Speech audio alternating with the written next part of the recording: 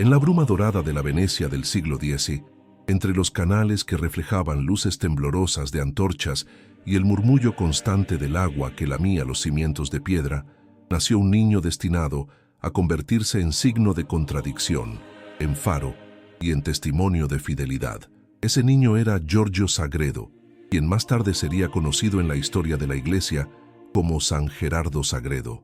Venía al mundo hacia el año 980, en una familia noble y profundamente cristiana.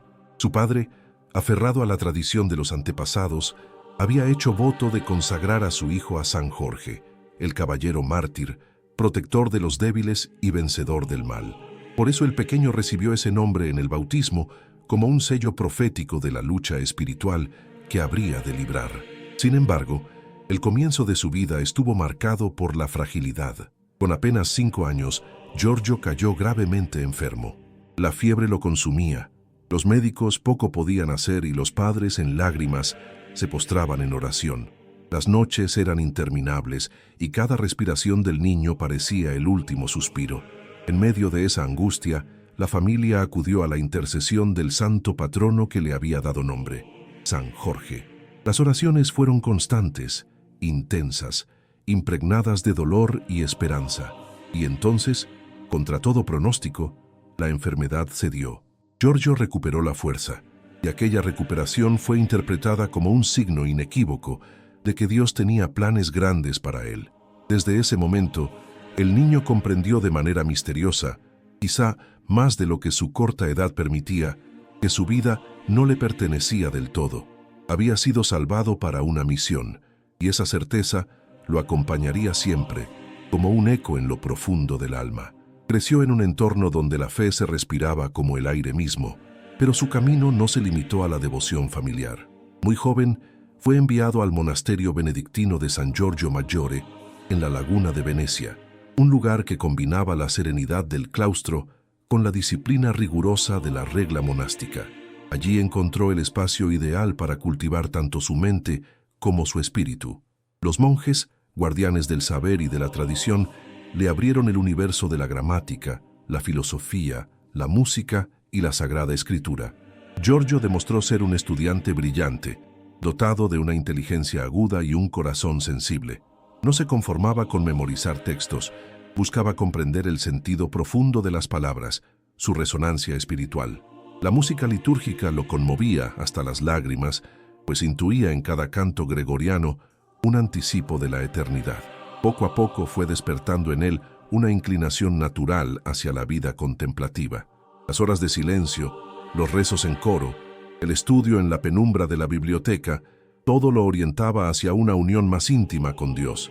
No tardó en recibir las órdenes sagradas, avanzando en el camino sacerdotal, y los superiores, al ver en él prudencia, sabiduría y un carácter firme, lo eligieron para ocupar cargos de responsabilidad.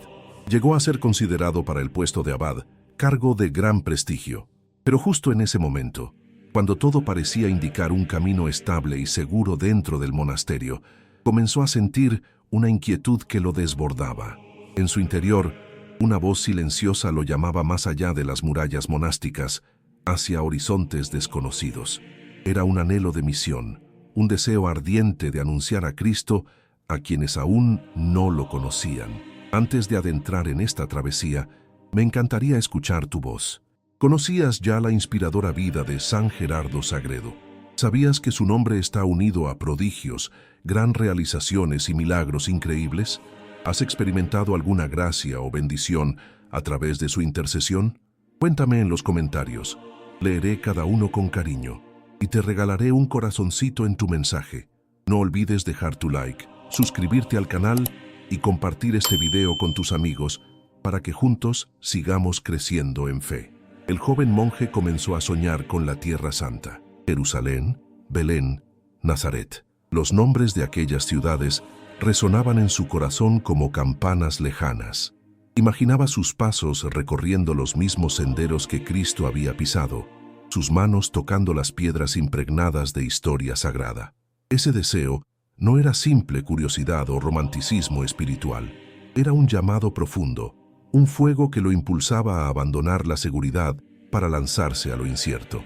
Con el consentimiento de sus superiores, Giorgio emprendió su viaje hacia Jerusalén. Salió de Venecia con un grupo de peregrinos, dejando atrás los canales y campanarios de su infancia.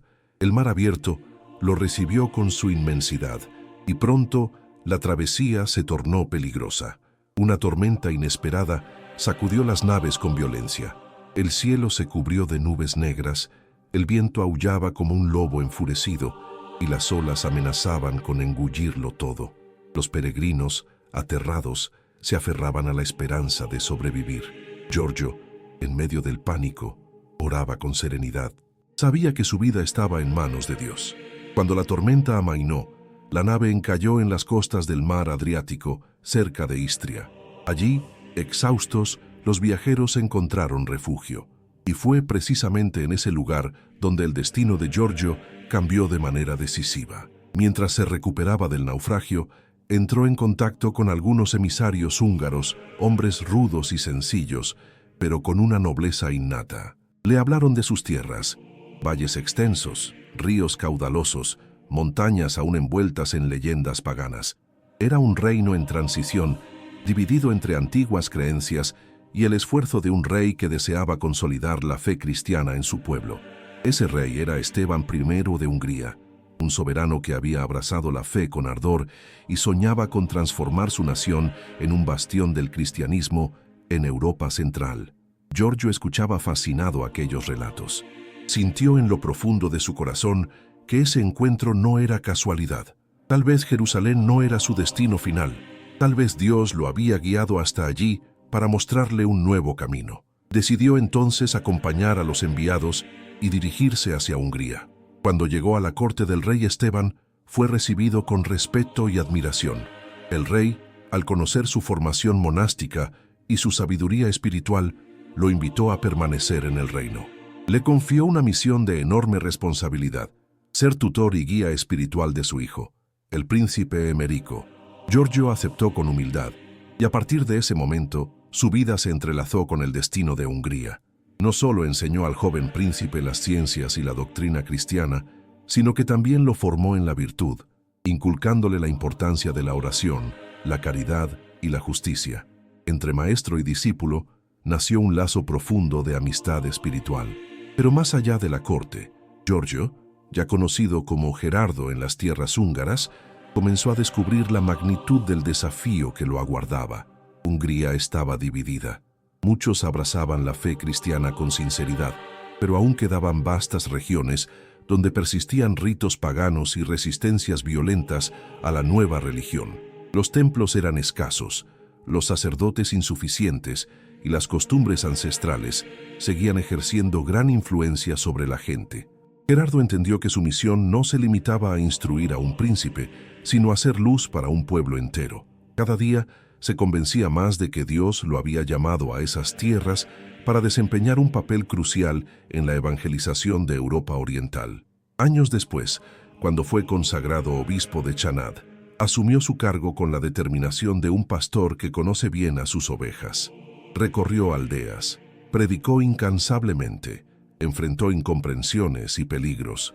En cada palabra suya resonaba la convicción de que el Evangelio podía transformar no solo individuos, sino también naciones enteras.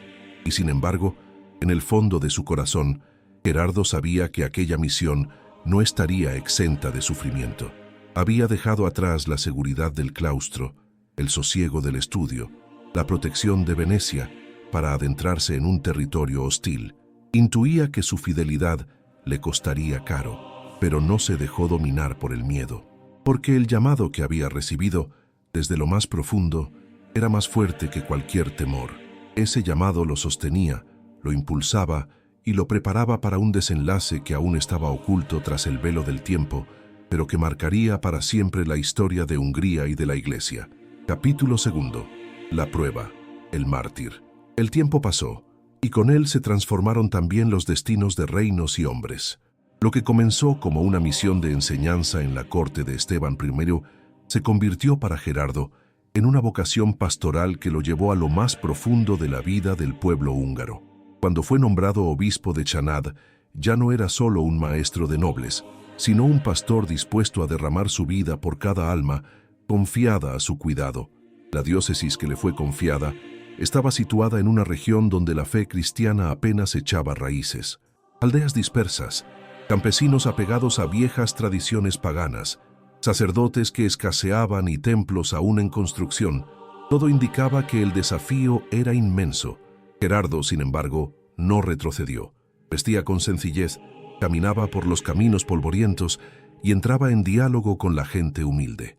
Predicaba no solo desde los púlpitos, sino también desde la vida cotidiana, en la mesa de un campesino, en la choza de un enfermo, en el campo donde trabajaban los jornaleros. Se decía de él que su palabra tenía la fuerza del fuego y la dulzura del agua. Era capaz de encender corazones con una predicación apasionada, pero también de consolar con ternura a quien sufría. Su autoridad no provenía de la imposición, sino del testimonio, y por eso poco a poco la semilla del Evangelio fue germinando. Sin embargo, la misión no estuvo exenta de resistencias. Hungría, tras la muerte de San Esteban I en el año 1038, entró en un periodo de gran inestabilidad.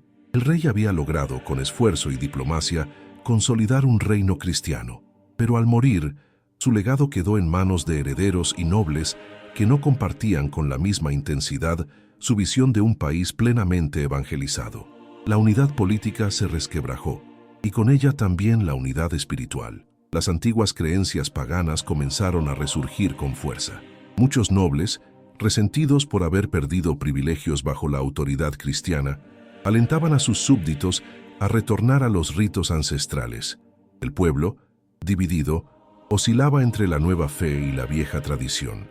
En ese contexto de confusión y tensión, Gerardo brillaba como voz firme, como guardián de la herencia espiritual de Esteban, pero esa misma firmeza lo convirtió en blanco de odios. En torno al año 1046, la figura de un líder pagano llamado Bata comenzó a ganar influencia. Este hombre, astuto y carismático, supo canalizar el malestar de muchos y encender en ellos la rebeldía contra la fe cristiana. Bajo su impulso, estalló la llamada Revuelta de Bata, un movimiento masivo que buscaba erradicar el cristianismo de Hungría y restaurar los antiguos cultos paganos. La revuelta fue brutal. Monjes fueron asesinados, templos destruidos, símbolos cristianos profanados. El caos se extendía como fuego entre los campos secos, y Gerardo, como obispo y figura visible de la Iglesia, se convirtió en objetivo principal de la furia de los insurgentes. La tensión crecía día a día.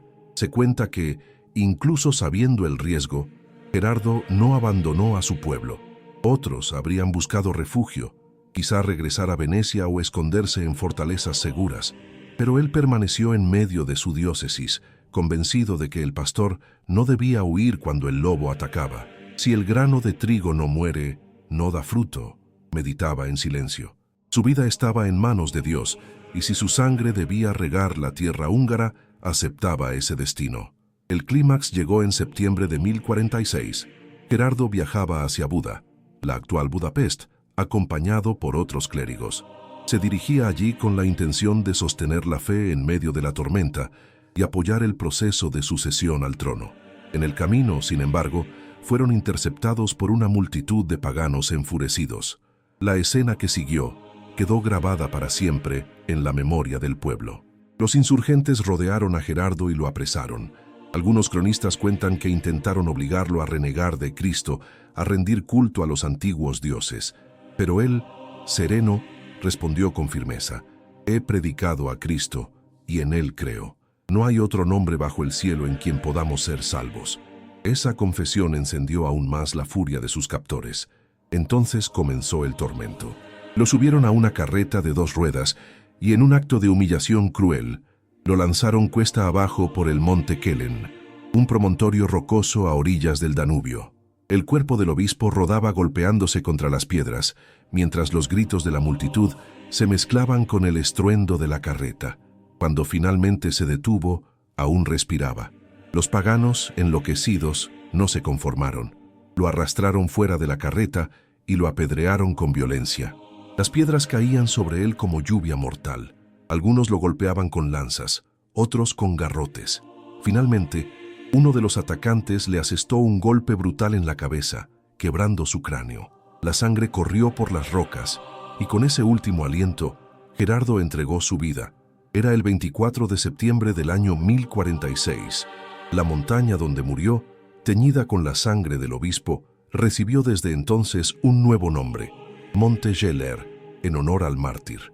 Hasta hoy, en Budapest, se levanta una estatua monumental de San Gerardo, de pie con la cruz en alto, como signo de victoria sobre la muerte. La noticia de su martirio se difundió rápidamente. Para muchos cristianos, su muerte fue un golpe devastador, pero al mismo tiempo se convirtió en un testimonio poderoso. Gerardo no había empuñado armas, no había huido, no había cedido. Había permanecido fiel hasta el final, y esa fidelidad, bañada en sangre, se transformó en semilla fecunda. Los cronistas posteriores resaltaron que su martirio marcó un punto de inflexión. La revuelta de Bata no logró su objetivo final. Al contrario, la sangre de Gerardo y de otros mártires fortaleció la determinación del pueblo cristiano. Pocos años después, la fe se consolidó de manera aún más firme en Hungría, y el recuerdo del obispo mártir se convirtió en inspiración para generaciones enteras. En 1083, bajo el pontificado de Gregorio VII, la Iglesia reconoció oficialmente la santidad de Gerardo. Fue canonizado junto con San Esteban I y el príncipe San Emerico. Así, tres figuras claves en la cristianización de Hungría quedaron unidas en el calendario litúrgico como pilares del nacimiento espiritual de la nación. Hoy, cada 24 de septiembre, la Iglesia recuerda a San Gerardo Sagredo, no solo como mártir, sino como símbolo del precio que exige la fidelidad. Su historia es narrada en sermones, en escuelas, en comunidades cristianas de Hungría y más allá. La imagen de un obispo arrojado desde lo alto de una colina, golpeado y asesinado por defender su fe, sigue interpelando a todo aquel que la contempla. El martirio de Gerardo no fue un accidente, ni un simple hecho político. Fue la consumación de una vida que había respondido desde niño a un llamado profundo. Desde aquella enfermedad que casi lo arrebata en su infancia, hasta la tormenta que lo desvió hacia Hungría, todo parecía prepararlo para ese momento de entrega total. Y cuando llegó la hora, no vaciló. Así, en el monte Kellen, entre gritos de odio y piedras sangrientas, nació no una derrota, sino un testimonio que aún hoy resuena, porque la sangre de los mártires, como bien sabían los cristianos de la antigüedad, es semilla de nuevos creyentes. Capítulo 3. Reflexión, legado, llamado a vivir. El silencio que siguió a la muerte de Gerardo Sagredo no fue vacío, fue un silencio fecundo, cargado de significado, como el que queda después de una tormenta que arrasa, pero que al mismo tiempo prepara la tierra para recibir nueva vida. En la colina donde su sangre se mezcló con la roca, algo más que un obispo había caído. Había nacido un símbolo que marcaría el rumbo de toda una nación. La memoria de su martirio se extendió de boca en boca, primero como un relato de horror y tristeza, después como una narración de esperanza. Los campesinos contaban a sus hijos cómo aquel hombre de Dios no había temido morir por la fe. Los peregrinos que llegaban a Hungría repetían la historia en otras tierras, y pronto su nombre comenzó a resonar más allá de las fronteras. En Venecia, su ciudad natal, la noticia despertó un orgullo doloroso. El hijo que habían entregado al servicio de Dios había sellado con sangre la fidelidad de su misión. La Iglesia, con sabiduría, comprendió pronto que no podía dejar que su sacrificio quedara en el olvido. Cuando en 1083 el Papa Gregorio VII lo canonizó, junto con Esteban I y el príncipe Emerico, lo hizo no solo para reconocer la santidad individual de cada uno, sino también para mostrar al mundo que Hungría había sido fecundada por una trinidad de testigos: el Rey Santo, el heredero piadoso y el obispo mártir. Tres vidas unidas por un mismo ideal: la construcción de un reino que, en medio de sus luchas, eligió levantar la cruz como estandarte. Pero el legado de Gerardo no se limita a los anales de la historia o a las páginas de la liturgia. Su testimonio plantea preguntas que atraviesan los siglos y llegan hasta hoy. ¿Qué significa ser fiel cuando todo alrededor empuja en dirección contraria? ¿Qué implica defender la verdad cuando la multitud exige silencio? ¿Cómo se sostiene la fe cuando el precio es la vida misma? La figura de Gerardo nos habla de una coherencia radical. En él no hubo división entre palabra y acción. Lo que predicó con su boca, lo sostuvo con su sangre, y esa coherencia tan escasa en cualquier época es la que lo convierte en ejemplo. Porque es fácil proclamar ideales en tiempos de calma, pero es en la hora de la prueba cuando se revela la autenticidad de una vida. Su legado también ilumina la relación entre fe y cultura. Hungría en el siglo XI estaba marcada por la tensión entre lo antiguo y lo nuevo. Muchos se resistían a abandonar los ritos paganos porque representaban identidad, memoria ancestral, seguridad en lo conocido. Gerardo entendió que evangelizar no era destruir, sino transformar. Supo dialogar con esas tradiciones, darles un nuevo sentido, orientar los corazones hacia Cristo, sin aplastar lo que ya existía en ellos. Ese arte de inculturar la fe, de injertarla en un pueblo concreto, sigue siendo un desafío vigente en la Iglesia de todos los tiempos. El martirio de Gerardo fue además un recordatorio de que la verdad tiene un costo. En un mundo donde el poder se impone a menudo por la fuerza, él eligió el camino de la cruz, la aparente debilidad de quien no responde con violencia, pero que en realidad manifiesta una fortaleza más profunda. Su muerte violenta no fue un fracaso, fue la coronación de una vida entregada. Y es esa paradoja: morir para dar vida, perder para ganar, callar para proclamar más fuerte, la que convierte a los mártires en profetas eternos. Hungría nunca olvidó a su obispo. El Monte Kellen pasó a llamarse Monte Gellert, y desde allí, con vistas al Danubio, su memoria vigila la ciudad de Budapest. En el siglo XX se erigió una imponente estatua que lo representa alzando la cruz, como quien todavía bendice y protege la capital. Esa imagen no es solo un homenaje artístico, es un recordatorio visible de que la fe de una nación fue construida sobre cimientos de entrega y sangre. El legado espiritual de Gerardo también se percibe en la figura de San Emerico, el príncipe a quien él mismo había educado. Aunque el joven murió antes de llegar al trono, su vida de pureza y oración reflejaba el fruto de la enseñanza de su maestro. De algún modo, la santidad del discípulo confirma la autenticidad del testimonio del tutor. Así, el vínculo entre ambos se convirtió en un lazo de santidad compartida, en un reflejo de cómo la transmisión de la fe puede transformar generaciones. Hoy, cuando contemplamos la historia de San Gerardo, no podemos dejar de confrontarnos con nuestra propia realidad. Vivimos en un tiempo en el que la persecución puede tomar formas más sutiles, pero no menos dolorosas. Burlas, desprecios, discriminación, marginación social. Aunque ya no se nos arroje desde colinas, todavía se nos empuja a callar, a ocultar la fe, a adaptarnos a la corriente dominante. En ese contexto, Gerardo nos invita a mantenernos firmes, a no transigir, a ser coherentes hasta las últimas consecuencias. Su vida nos enseña que la fidelidad no se mide en grandes gestos aislados, sino en la constancia diaria. Gerardo fue fiel cuando aceptó el sacrificio de dejar Venecia, cuando renunció a ser abad para emprender la aventura de la misión, cuando se dedicó con paciencia a educar a un príncipe, cuando recorrió incansablemente su diócesis. El martirio final fue el culmen de una fidelidad vivida en lo cotidiano.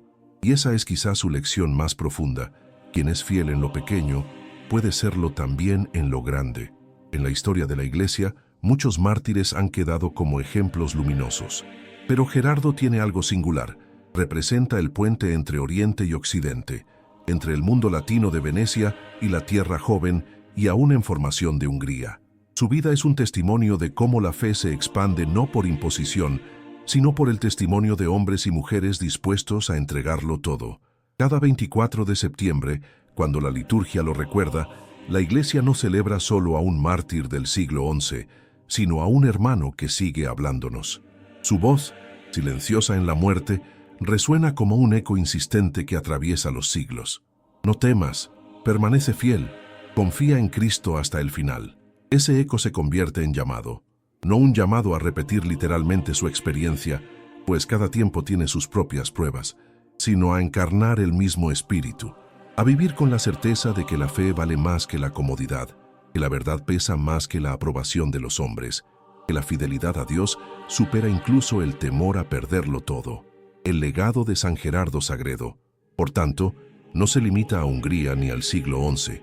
Es un legado universal, una herencia que traspasa fronteras y épocas. Es el testimonio de que la luz, aunque enfrentada por la oscuridad, nunca se apaga, de que la verdad, aunque perseguida, nunca es derrotada, de que la vida, aunque entregada en sacrificio, nunca se pierde, sino que florece multiplicada en los corazones de quienes se atreven a creer. Así, su figura se alza, no solo en mármol y bronce, sino en la memoria viva de los que buscan un ejemplo de fidelidad. El mártir de Hungría, nacido en Venecia, sigue hablando con la elocuencia de su silencio, con la fuerza de su entrega, con la esperanza que brota de su sangre derramada. Y en cada corazón que se atreve a escuchar ese llamado, en cada alma que decide mantenerse firme en medio de la prueba, su legado continúa escribiéndose, no en crónicas medievales, sino en la vida real de quienes aún hoy eligen vivir de cara a Dios, como Él lo hizo.